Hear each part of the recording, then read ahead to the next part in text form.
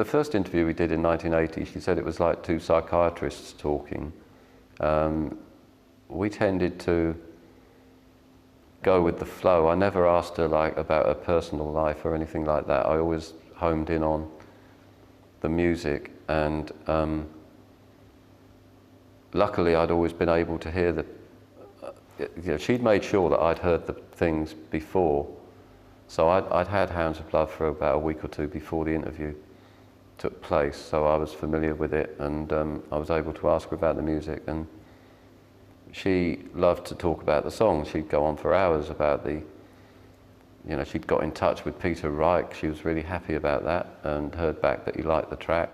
Were you surprised, the chart success, the album going at number one? Yeah, I was. I think, you obviously would like this one to be to happen, but they don't often, and it's really great. Well, there couldn't be anything better than spending a lot of time on something that you think is worthwhile, or you hope is anyway, and then you're people to actually really like it. It's great.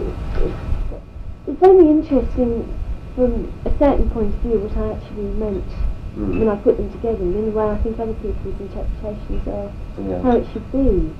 But really the Irish track is the future her coming back saying, don't die, because if you die I'm not going to be able to live my part of your life. I'm not going to be able to have the kids that you're going to have in 10 years or something, and the husbands you're going to meet, and so don't die because you're just going to kill me as well. So that's really the point, because up until there everything is just so desperate, and that's really the first person who brings some kind of hope into the situation. The witch bit, and that's always one of the most terrifying ones, I think, isn't it? When they used to do the witch hunt and then stuck them in. Was that the inspiration for that one? Yes, it was all connected with the whole water imagery, being in the sea. At that point, they've just come up, they've just surfaced from the water from having fallen asleep, and then it's the idea that they're going to actually be put down again by, totally, the whole feeling of injustice, and the whole thing where you didn't stand a chance with those guys, because whether you were innocent or not, you would die. That's right. They're sort of predetermined fate. What made you choose that? Had you were you scared of water, or did you ever sort of nearly drown yourself once? No, I've never really had any bad experiences in water. I love the sea, and I think it's the imagery of it that is so attractive, the fact that it's so huge, and I suppose war films were quite a lot of inspiration, where people would come off the ship stuck in water all night, or in little boats, and the way people start, it's almost like sensory deprivation in a way, where you just lose all sense of where you are, and sense of belonging. It's got to be ultimately terrifying, doesn't it? You certainly think about your life and... That's supposed to happen before you drown, isn't it? Yeah. Everything suddenly crashes. Also, there's a story of sailors, when they drown, that they hear voices singing and bells ringing. Really? Yeah, I don't know how true that is. I suppose you have to catch them before they drown to ask them, wouldn't you? Oh, really? The other side of contrast is the Hounds of Love. Yes. And it's dealing with something a bit different, isn't it? Yeah, I think for me they're two completely different pieces. And I think the concept thing was what I really did want to try and achieve on this album. But I had a lot of, I suppose, doubts whether I could do something successfully. It just seemed like a good idea to go to something that would be a side of an album, and then I could sort of balance it up on the other side with something else. So it is fun doing both things, really. And I don't think yet I found something that would last a whole album. So in the past, you've sort of almost done a concept album in one track. Something like Houdini is, you could have made a whole album out of that, really. Other people, that was like, now you've had a whole side to tackle the subject, as it were, focused on track. Yeah, it was a lot of fun. And I think I quite like to sort of keep working, not necessarily, aside a concert, but just on longer pieces of music. It's very challenging. She was a very natural, kind of nice person, but it wasn't superficial nice and it wasn't put on. I mean, she was just very pleasant. She'd had a good upbringing. I guess she had a kind of easy life, maybe that's why she got stick from people like Danny Baker, because she certainly didn't fit the enemy's mould of, someone who's come from a broken home with an alcoholic dad. She didn't have any of that to contend with. She had a very supportive family, and but she could have been, she could have been so much sort of more flighty, and she could have been like done the interview and all sorts, but instead she was asking me what I'd been doing, and at that time, I just 3 months earlier, I'd had my one and only son, so she was very inquisitive about that. At that time, she didn't have any kids, and obviously her having a kid, Bertie, was the reason that she retired for so long before reappearing with another album. She was just a nice person, but I mean that in the best possible way, not a bland nice person. She was funny, and about a month or two after the interview, I got a package at my flat, and there was a Christmas card from Kate and a Hounds of Love sweatshirt, which he'd had messengered over from EMI, which I thought was very nice. And you were living in London? Islington. Islington? Yeah. Quite good. It's fine, isn't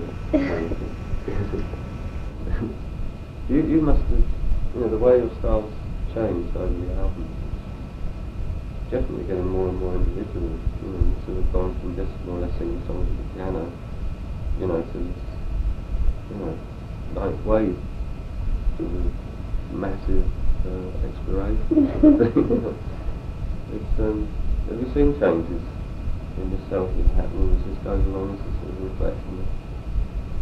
Yes, I think the main thing for me is being involved in the production, because then I've actually got control over the whole thing instead of having to compromise to other people. Really.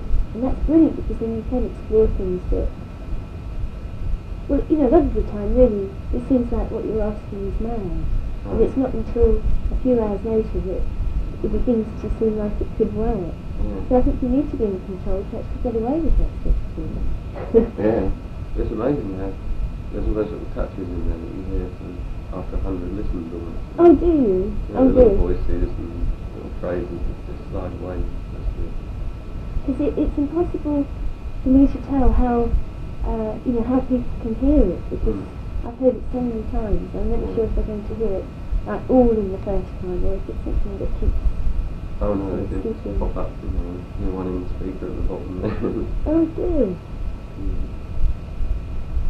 And it's also quite an achievement in the sense that most people who do something, they go for one move and stick to it. But there's sort of some very serene, beautiful parts on the note playing. And also some really frightening bits too. Do you find it frightening? Well, not frightened, but they get you in a very sort of moved way.